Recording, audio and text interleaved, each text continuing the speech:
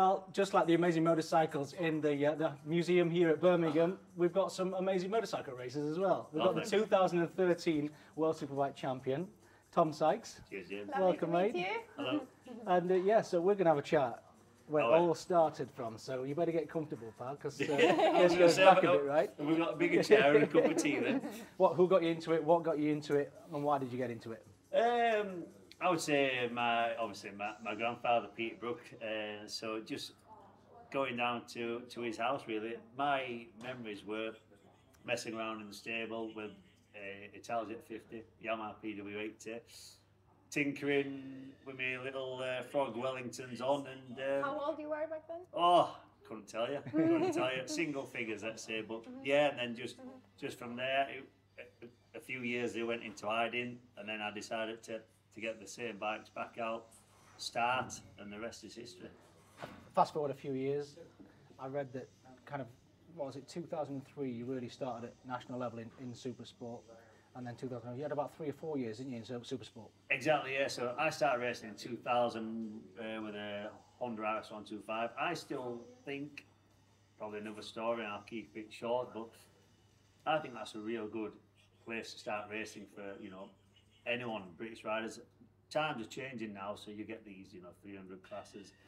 And I think there's definitely a lot less to change and develop. I think me starting on a GP bike, or people starting on that, you learn a lot more racecraft, in my opinion. So 2001 was British 125s, and then 2002 was Junior Super Stock with Jonesy, Carl Crutcher, all those boys. So a good, strong. How did that go? That was fantastic. I lost the championship. It was debatable. Apparently, I knocked Craig Jones off at Cadwell Park. I don't think I'm not that kind of rider, but yeah, those points made the difference. So. You had a little chat backstage then. Yeah, exactly. So Jones, bless his soul. So you would have been a world champion, I think, if you had the chance. But so yeah, move on to 2003 British Supersport, and the rest is just really found my groove, and I still feel really lucky that it didn't take me too long to get going, because my granddad was funding it. We obviously losing Jonesy 15 years ago now, I think, isn't it? It was a big loss to racing. You just mentioned Cal Crutchlow there that you were racing with. I remember when I was coming through the ranks, there was a few names that were very successful. You were against some real forces of nature when it comes to motorcycle races. Did you realise at the time just how good you were as a group? No, I think the problem with me, I've always been really down to earth. I've had a good upbringing from my family. We're really grounded in that respect. So even with the sucks, I don't even like to. It's only when people mention it, I think, "Blimey, you've done all right out of the sport." And still got the speed. But like you said, excuse me, I do look back and think, do you know what? There were some names, because if you just mention at that time, me, Carl, Jones, the Camia, Chaz was around. He was more GP, but that kind of group, you think, I'm sorry if I missed some names, but there was some real riders, and I still joke about it now. If we had that same team from 2002, there was me, Carl Crutchlow, David Jeffries, some real good crops. So yeah, I think it helped being involved with those kind of level of riders, brought me on, set the foundations to be successful in World Superbike. The transition from national racing, even against that class of field, was it still a big jump again? The 2009, you're talking your Troy Baylisses, your Max Biaggi's, and some real legends. Yeah, to be honest, I felt really quite natural. Season started well with the Yamaha team. Picking up 4th place in my first time at Losail and first time at Assen. As the season progressed, again, something I might have to look and put in a book, but I always found it strange how the bike became harder to ride. I don't know what way they went with development. Certainly didn't get the best from me, and results dropped. So big shame, as I felt that bike had great potential. My teammate Ben Spees proved it, but jumping into the World Championship, I didn't feel out of depth you know, I'd done a couple of wild cards. It's quite funny, and I won't go into it because it come across bad, but it's quite funny because back then wildcard riders were having podiums, you know, you know yourself, and you know, so British riders at that time, for whatever, you know, like Hodgson, myself, Cal Crutchlow, Shaky. yeah, so turn up and could fight for the race win. So when I went to World Championship, I felt comfortable. Jumped on Troy Corser's Yamaha, which was a screaming rocket, and then from there onto the Big Bang engine, and really felt at home on that bike. So and testing times were good, and like I said, never felt out of my depth. Your granddad's been pivotal Yeah. to it all, as we all know well in the paddock. Yeah. And what was the conversation that you had with him when everything had died down on that Sunday afternoon in Qatar, wasn't it? Yeah, Sunday, Jerez. And you'd gone back to the hotel, everybody disappeared out the way, and it was then just you and your granddad, like it used to be 20 years ago when you first started. What was the conversation you had? Not much. He was too drunk. Yes, the boy was happy. Yeah, we had a team dinner and he'd gone somewhere. Celebration. Yeah. Well, I mean, he's a classic Yorkshireman. He loves a pint. So I was having a dinner, and then me granddad and dad came in. There'd been somewhere. I'm like, I hope Siri stumbling, almost fell over clean in the middle of the restaurant. So he enjoyed the moment. But as all that settled, yeah, I mean, it's just, we set out on the journey together in a you know, Ford Transit van, and you know, we didn't have the backing like some Spanish and Italian riders. And after a couple of years, Mick Grant gave us some because he used to live basically next door neighbour but across the field. So he gives some real good words of advice, you know, to go 4-stroke, and he just said, now's your time, you need to stop what you're doing and turn to 4-strokes. And he was right. A couple of years later, you know, the MotoGP are going that way, etc, etc. So we took my granddad's road bike, went into June Superstock, and yeah, I was racing 125 and 600 at the same event, but then focused. So yeah, me and my granddad, I think it's quite funny actually, because even with what we've had, it's a little bit hard, because if he could, he still would have had to have pushed me down the GP route, you know, going into Spain and then go GP. When you were a kid, did you actually know that you want to be a racer? Was it like a dream? Do you know what? And without boring you, when you know, if you believe something and you chase it, chances are you'll get it. And it's like, if someone calls you a name enough times, you probably start to believe that as well. But honestly, I went about it, and my plan when I was little was buy my own house. You'll laugh at this. You did that? Yeah, so I wanted to buy my own house fairly fast, and I did, you know. So I did my paper, and I always worked towards that. So I think I bought my first house when I was 19. Wow, that's impressive. And so buy an house. I want to be. You'll laugh. So buy a house, be a millionaire, and be a world superbike champion. Okay, which you did. Yeah. Not saying I'm a millionaire, but you know. As Meatloaf said, 2 out of 3 ain't bad. Yeah, you got it. So I got an house and I became world champion. Okay, halfway through there. Yeah, exactly. Yeah, 2/3 actually. Yeah. Well, it's a wonderful story. You've got a great story to tell the grandkids one day, Tom. You've had a fabulous career at racing. You've been a world champion, and it doesn't get any better than that. No. Whatever you do in the future, mate, I know you'll ride the wheels off it, and I personally have enjoyed you watching your race. I enjoy commentating on you. I hope I can commentate on you next year. Hopefully, I also, yeah. But whatever you do in the future, mate, good luck. Good man. Thank you very much. Cheers. Lovely to chat. Thank you so much. Likewise, no problem. Ready?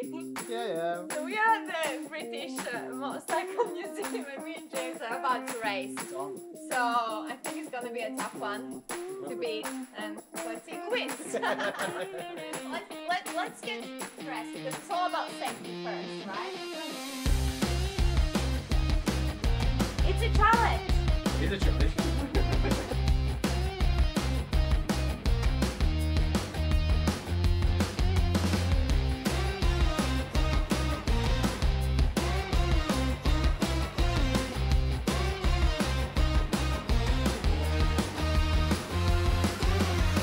He's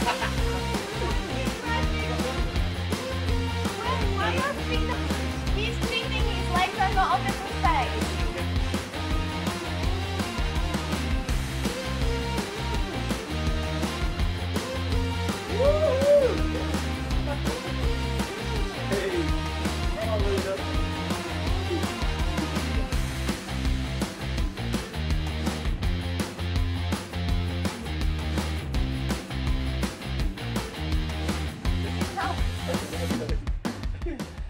Well, James, that was wonderful and very unique experience to visit the National Motorcycle Museum.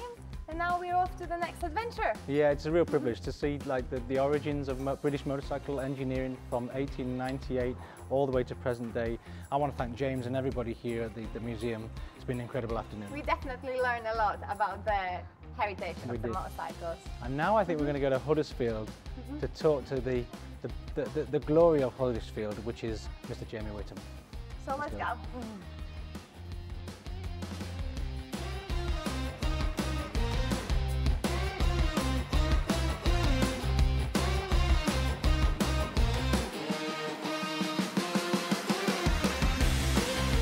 What a day! Meeting such an amazing rider, surrounded by so many incredible British motorbikes. But surprises are not over. So on the road to Huddersfield, James welcomes us in his house for a wonderful journey in the name of his two passions, bikes and music.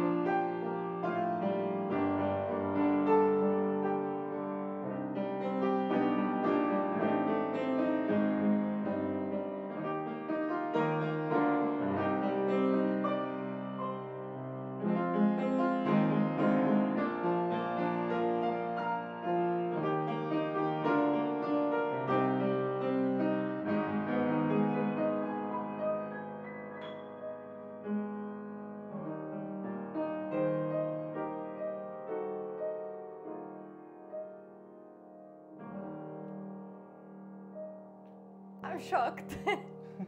I knew you were a good racer, but like you really do play very nicely. I've done this a lot longer than motorcycle racing. So was that first in your life? It was, yeah.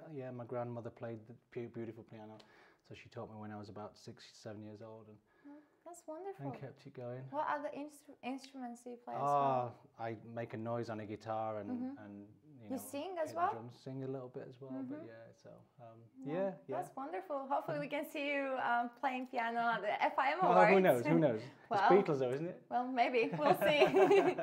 But this is your room. This is your playground. This is my little man cave. This beautiful instrument was gifted to me after my first World Superbike win in Germany, in Oschersleben, by HM Plant, the sponsor, and that was an amazing present. Yes, from John and Kathleen Jones, and behind me is the 2007 World Superbike winning motorcycle from Tenkate, and they kindly gave it to me as a present for winning the championship for them. How does that feel to have the winning bike in your home? It's really special.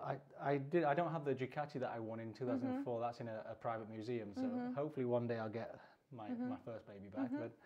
But yeah, it's just a really proud thing to have in the house, and obviously it's beautiful. Do you ever turn it on? No, she's not anymore. She's not ran since 2007. So really? What's that? That was her last ride.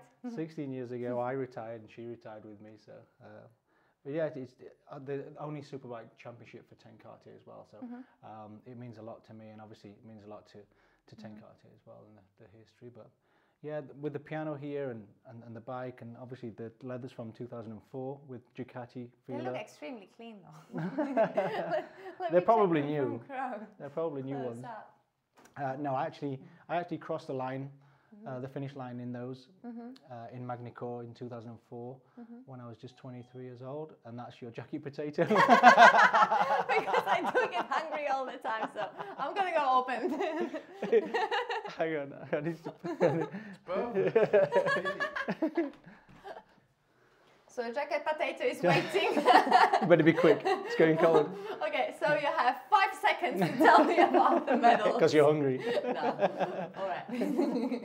So I can see 2003, 2004, 2006, 2007. Wow, 4 years in a row. Yeah, well, except 2005. That four years in the top three. If you finish in the top three of the championship, and yeah, they're my FIM medals. You know, like we obviously doing the show on December 2nd in Liverpool. I was lucky enough to get presented mine. I finished third, obviously in 2003. I won the championship in 2004, and then I finished second to Troy Bayliss in 2006, and then I was able to beat Troy in 07. And so yes, very nice to have those special medals. So when all the riders come on the stage in Monaco and then Rimini last year, I always remember my moment to get it.